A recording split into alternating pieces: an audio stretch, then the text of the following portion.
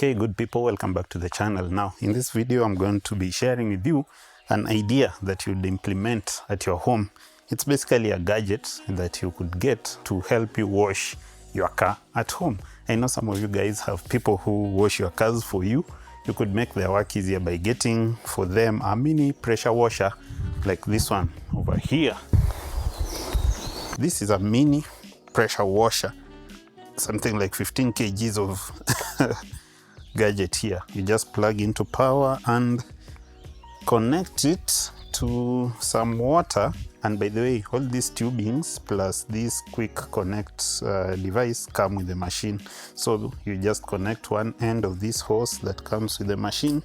Very satisfying, nice click onto that side, and this is the inlet. This is where water goes into the machine, and this other end goes into a bucket of water. Here we go.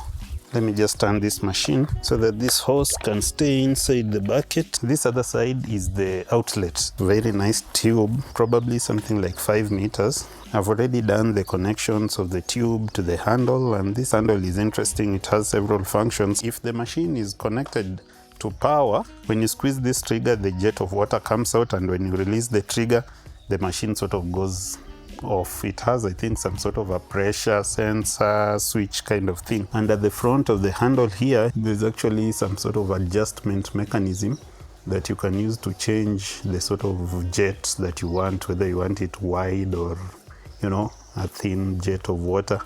Okay, now if you take a closer look at the machine, basically at the top here you can see there's a bit of a dial sort of scale. It's a pressure gauge that shows you your pressures from like 0 all the way through 20, 30, up to 40 MPa. MPa I think is megapascals. It's written Japan technology, but it's made in China. This here is the on-off button, so once the machine is plugged in, you can switch it on or off via this switch, and you can see that it has some sort of silicone rubber protection for waterproofing. Then this is your handle, and what else do we have? It's a nice little gadget. You can see there's a bit of breathing room for the motor somewhere at the back here. It should be a motor inside, I believe. We'll be washing that very dirty vehicle over there. Yeah, the machine is connected. Let me move you guys a little bit back. You just need to squeeze the trigger for the water to get out. It takes a while to sort of pump the air out of the machine so that the water can actually get out. It's a bit noisy, but I'm sure you'll hear me. You can see the initial jet is a little bit flimsy, a little bit thin, and after the initial tiny jet that you saw gets out, the air in the system is sort of blown out, and now you can see the full pressure of the machine. And by the way, comment down below if you've been a long-term subscriber. If you know this vehicle, I once made a video about it. This vehicle has served me for 9 years, guys. 9 years, since 2016 January, and we're still pushing strong.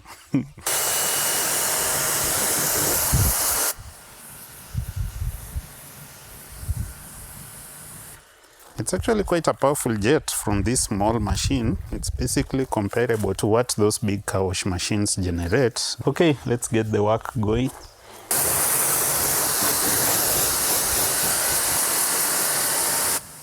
And interestingly, the amount of water you use here is quite minimal, because this one bucket of water can go around this whole car. It actually just releases quite a little water under high pressure, so you guys might imagine that I'm using a whole tank of water or something. So to wash your car, usually you first do the rinsing, you know, the water only, then you'd come in with soap and so on. So yeah. Let me bring you guys closer. Okay, maybe just take a look at what we have here in the dead cat space. That's a lot of mud, you know, a lot of mud. So we just need to adjust the nozzle so that we have that sharp jet.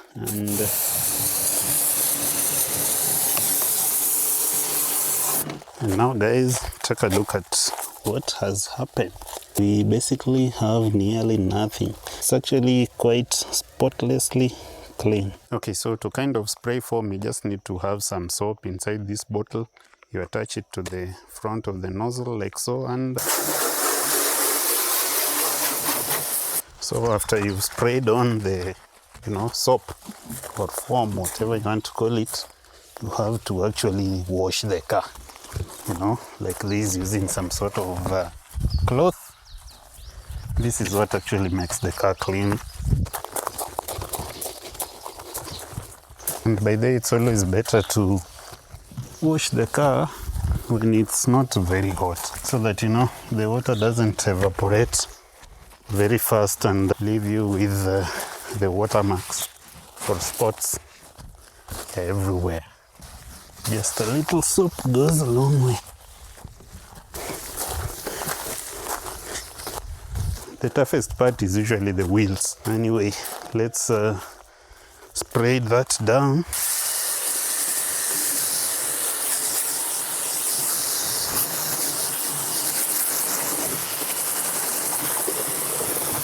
Now that's what happens when we run out of water. What we need to do is to refill the bucket, and this is the third bucket. So you see, basically like 3 buckets of this would be enough to finish up the job.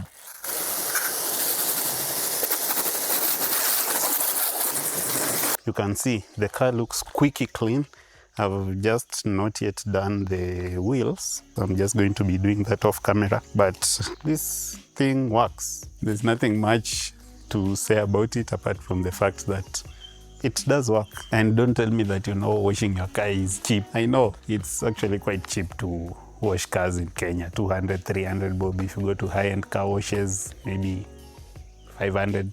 But the point is, sometimes it's nice to be able to do things for yourself if you like, I just like DIY stuff, things that I can do for myself around the home, and this is one of them. This can actually be used to wash several other things apart from cars. Like we have very tall windows here. That will be a video for another day. So therefore, I believe that this is an interesting gadget, worth having, quite a lifesaver if you ask me.